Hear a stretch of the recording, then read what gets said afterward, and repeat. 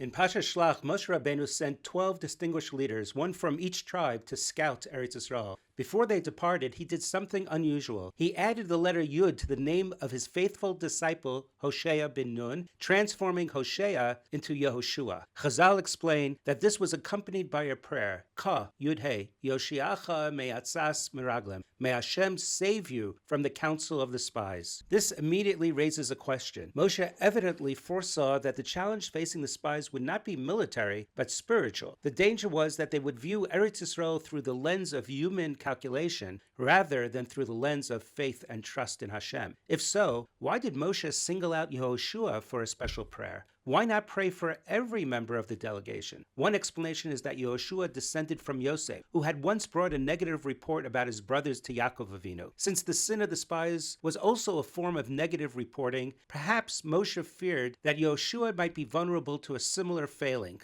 But this explanation is difficult. If Moshe was concerned about descendants of Yosef, then he should have prayed for Gadi ben Susi from the tribe of Manasseh as well. Furthermore, Yosef was the very symbol of love for Eretz Yisrael. For example, despite his power and prestige in Egypt, he made his descendants swear that his remains would eventually be carried back to Eretz Yisrael. Additionally, the daughters of Slavchad, also descendants of Yosef, demonstrated that same love when they passionately sought a portion in Eretz Yisrael. Clearly, Moshe did not suspect Yehoshua of lacking love for Eretz Yisrael. On the contrary, as a descendant of Yosef, Yehoshua inherited a deep attachment to the land and to a longing to enter it. The Targum Yonasan ben Uziel offers another approach and states that when Moshe observed Yehoshua's remarkable humility, he changed his name and prayed for him. At first glance, this is difficult to understand. Humility is a virtue, not a weakness.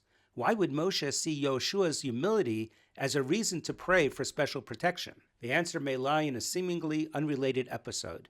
When Eldad and Medad prophesied that Moshe would die and Yehoshua would lead the Jewish people into Eretz Yisrael, Yehoshua immediately protested, Adoni Moshe, Kilaim, my master Moshe, lock them up.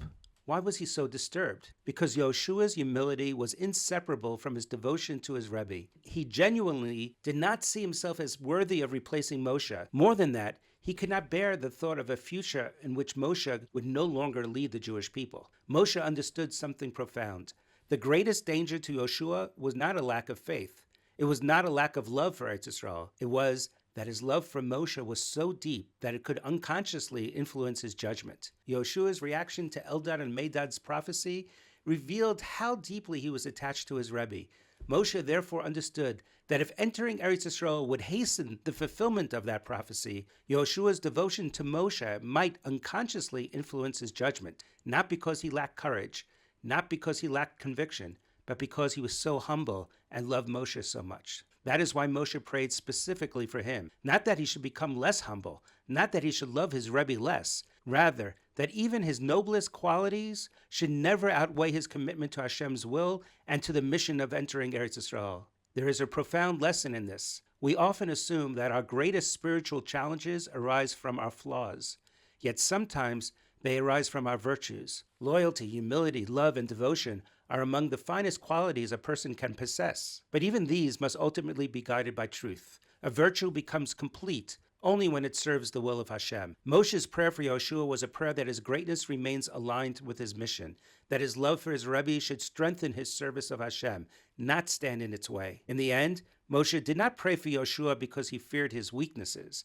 He prayed for him because he understood the risks hidden within his greatest strengths. Perhaps nowhere is this lesson more relevant than in the many passionate debates taking place in Eretz Yisrael and throughout the Jewish world today. Many sincere, God-fearing Jews are motivated by profound devotion to Torah, deep loyalty to the Rabbanim, and a genuine desire to serve Hashem. These are noble qualities that have preserved the Jewish people throughout centuries of exile. Yet the lesson of Yehoshua reminds us that even the noblest qualities require constant self-examination. A person must always ask whether his position is being guided solely by the will of Hashem, or whether attachment to a community, a viewpoint, or a particular way of life might be influencing his judgment. Just as Yehoshua's love for Moshe could potentially have affected his perspective regarding Eretz Yisrael, every generation faces the challenge of ensuring that its strengths do not become its blind spots. The challenge is not merely to be devoted, it is to possess the humility to continually ask what Hashem is asking of us at this moment,